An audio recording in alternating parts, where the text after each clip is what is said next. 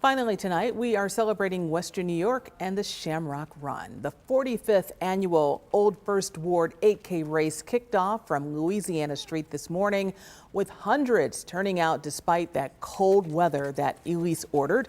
We caught up with some of today's participants who say this is a great way to kick off the start of St. Patty's Day celebrations.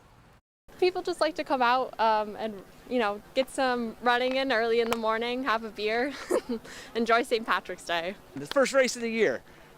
Everybody's got to get out and stretch them. Are you Irish? Today I am. See that green light? Aren't we all? And 2 on your side's chief meteorologist Patrick Hammer got to fire off this year's starting gun. Way to go to all of the runners out there. You braved the cold. I wish I could do that.